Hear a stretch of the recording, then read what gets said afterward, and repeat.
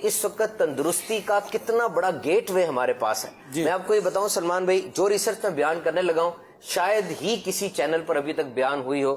This is the latest research, اور حیرت کی بات یہ ہے کہ یہ ریسرچ ایک غیر مسلم نے کی ہے جس نے مسلمانوں کی طرز پہ روزے رکھے اور کئی سال تک وہ یہ کرتا رہا، کیونکہ ان کی عادت یہ ہے کہ وہ ریسرچ پہلے کرتے ہیں پراپر ثبوت کے ساتھ، اور جب چیز ثابت ہو جاتی ہے دنیا کے سامنے آ کے اعلان کر دیتے ہیں. اس نے باقاعدہ یہ آرٹیکل لکھا، میں نے پڑھا. پہلی بات تو یہ ہے، کیا رمضان المبارک کھانے کے لحاظ سے صرف سموسے اور پکوڑے کھانے کا مہینہ ہے؟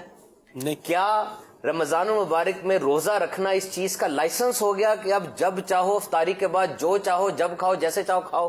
دس از ناٹ اے لائسنس. میں آپ کو ایک بات پہلے بتاؤں اس ریسرچ کے شروع میں، 3 چیزیں کنفرم دنیا کا ہر بندہ ہنگر کے ساتھ اٹیچ کرتا ہے. Number 1، it receipts metabolism.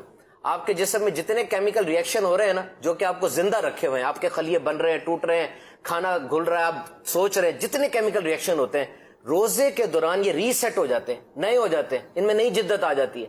Number 2، obesity کم ہوتی ہے، موٹاپا کم ہوتا ہے، کنفرم. اور نمبر 3 اور نمبر موسٹ، کولیسٹرول لیول کم ہوتا ہے. دیکھیے یہ جو افطاری میں اتنا ڈھیروں ڈھیر پانی پی رہے ہیں، کس نے کبھی طبی رائے لی ہے اس کی؟ انسان ہے، کوئی کیمل تو نہیں ہے، کوئی اونٹ تو نہیں ہے. ایک اونٹ سخت سردیوں میں 6 ماہ بغیر پانی کے چل سکتا ہے، ایک اونٹ سخت گرمیوں میں 10 دن بغیر پانی کے چل سکتا ہے. انسان میں پراپرٹی نہیں ہے. آپ جتنا مرضی پانی پی لیں 2 گھنٹے کے اندر اندر سارا کا سارا پانی جسم سے اخراج اس کا ہو جائے گا. دس از واٹ سائنس سیز. طریقہ اس کا کیا ہے؟ افطاری میں 2 گلاس پانی پیئے، اس کے بعد ہر گھنٹے بعد 1 گلاس پانی پیئے، اور سحری میں 2 پیئے. یوں آپ کے 8 گلاس ہو جاتے ہیں جو کہ ایک نارمل بندے کی ریکوائرمنٹ ہے، اور آپ کے جسم میں پانی کے علاوہ بھی چیز رہتی ہے. Number 2، sugar is not good. انسان کے جسم کو دن میں 7 سے 8 چمچ چینی کے چاہیے ہوتے ہیں جو کہ آلریڈی کھانے میں موجود ہوتے ہیں. اوپر سے شوگر نہ ڈالیں. شوگر کھانے کی وجہ سے دیگر چیزوں کی پیاس اور بھوک بڑھتی ہے، اس کے اندر یہ ایک چیز ہے. اچھا، آپ گلاب جامن کے رسی ہیں، گلاب جامن کو ہٹا کے اب رس ملائی لے آئیں. کیوں؟ اللہ آپ کا بھلا کرے، کیا بات ہے آپ کی ماشاءاللہ. گلاب جامن کی رس ملائی کیوں لے کر آئے؟ گلاب جامن کے اندر پیور شوگر کانٹینٹ موجود ہے، اور رس ملائی کے اندر میں بالکل اس کی تحقیق بتا رہا ہوں آپ کو. رس ملائی کے اندر دودھ مل جائے گا آپ کو، رس ملائی کے اندر چینی کا کانٹینٹ کم ہے، فائبر زیادہ مل جائے گی آپ کو. اچھا، اب آگے آئیے. جس وقت آپ یہ دیکھتے ہیں کہ سموسے اور پکوڑے سے جان چھڑانی بہت مشکل ہے، ان کو ریپلیس کیجئے. میں یہ نہیں کہتا ختم کر دیں، ایک ہفتے میں 2 دن ٹریٹ آپ رکھ لیں، اس دن آپ پکا لیں، بیکڈ، فرائیڈ نہیں، بیکڈ یعنی جو بیک کیے ہوئے ہوں وہ پکا لیں، اور اس کو چنا چاٹ کے ساتھ بدلیں جس کے اندر اچھی ویجیٹیبلز آپ ڈالیں، دہی بلے ڈالیں جس کے اندر فرائیڈ نہیں ہوتی. دہی بلے کے اندر آئل کا ایلیمنٹ نہیں ہے نا، اس کے اندر دہی مل جائے گی آپ کو. یوں اسی طرح سے آپ جب کھانا پکانے لگتے ہیں افطاری میں اور سحری میں باقاعدہ چارٹ بنائیں، کب آپ نے گوشت کھانا ہے، کب آپ نے سبزیاں کھانی ہے.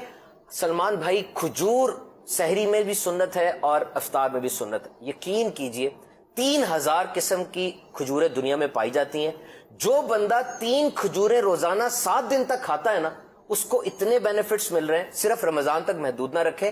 گیسٹرو انٹسٹائنل ٹریکٹ یعنی آپ کا منہ، آپ کی نالی، آپ کا پیٹ اور اسمال انٹسٹائن، یہ ویسے اسمال نہیں ہوتی، 20 فٹ لمبی ہوتی ہے جو اس کو تمہارے پیٹ میں پڑی ہے، یہ ساری کی ساری نا دھل کے صاف ہو جاتی ہے. اور اس کے آگے جو کولون ہے، لارج انٹسٹائن، اس کے کینسر سے یہ کھجور مدد دیتا ہے.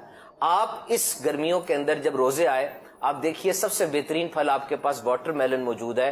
یہ اتنا سخت پھل ہے کہ جہاں کوئی پھل نہیں نہ اگتا یہ اگ جاتا ہے. کہ اس طریقے سے اگر اپنی سحری افطاری کو مینج کریں، اس غیر مسلم نے 3 سال تک ایسے کیا، اور اس کے بعد اس نے لکھا، سلمان بھائی میرے پاس یہ ریسرچ اس کا ان ریٹن موجود ہے، اس جگہ سے میں نے باقاعدہ لی ہے، فوٹو کاپیز میں لے کر آیا تھا. وہ کہتا ہے کہ میں نے ذاتی طور پہ یہ دیکھا کہ میرے کینسر سیلز مرنا شروع ہو گئے. میں نے اپنا کولیسٹرول لیول 200+ تھا، 30% نیچے گرا لیا، اور میرے سارے زائد فیٹس وہ گھل گئے. میں نے بعد میں ٹیسٹ کرائے. وہ کہنے لگا کہ میں ثابت کرتا ہوں آپ کو کہ جس وقت آپ سحری کھاتے ہیں، آپ کے سحری کے کھانے کی توانائی نا صرف 4 سے 5 گھنٹے رہتی ہے. اس کے بعد تو توانائی جسم کو چاہیے، لیکن آپ تو کھانا نہیں کھا رہے، آپ کا روزہ ہے. اس کے بعد آپ کے جگر میں اور پٹھوں میں گلوکوز سٹور ہوتی ہے، وہ یوز ہونا شروع ہو گئی، وہ بھی ختم ہو گئی، لیکن ابھی تک افطاری کا وقت نہیں ہوا. اب کیا ہوگا؟ اب آپ کے جو پیٹ کے گندے فیٹس ہیں، جو چکنائی ہے، وہ گھلنا شروع ہوگی، اور ابھی وہ پوری طرح گھلی نہیں ہوگی کہ افطاری کا وقت ہو جائے گا. اس میں اگر آپ یہ کھجور، کیلا یہ کھانا شروع کریں، وہ چیزیں ساری دوبارہ سے ریجووینیٹ ہو جاتی ہیں. انسان کے جسم میں 3.7 ٹریلین سیلز موجود ہیں. یہ خلیے ٹوٹتے ہیں، بنتے ہیں، گندا مواد پیدا ہوتا ہے، جراثیم ہوتے ہیں. اگر ایسا ہو جائے کہ یہ سارا گندا مواد گندا نہ ہو بلکہ دوبارہ جسم کے فائدے کے لیے استعمال ہو جائے، اس کو آٹوفیجی کہا جاتا ہے۔ جاپان کے سائنسدان نے باقاعدہ اس پہ ریسرچ کی، اس کو اس دفعہ نوبیل پرائز ملا ہے۔ اب جہاں جا کے ریسرچ کر لیں، اس کو سرچ کر لیں، اس نے صرف یہ ثابت کیا کہ یہ ریسائیکلنگ جسم میں اس وقت شروع ہوتی ہے جب انسان بھوکا رہتا ہے، اسی طرز میں جس طرز میں مسلمانوں کے روزے ہیں۔ ماشاءاللہ، روزہ کیا ہر بات۔ طرح سے تندرستی کا ایک ایسا بڑا ذریعہ ہے۔ آج دیکھیں سائنس 1450 سال، مطلب تقریباً 1400 سال گزر چکے ہیں، سائنس آج بتا رہی ہے کہ روزہ ریسرچ کے رکھو، بعد صحت یاب ہو جائے گا، وہ بھی ریسرچ کے بعد ہیں جی۔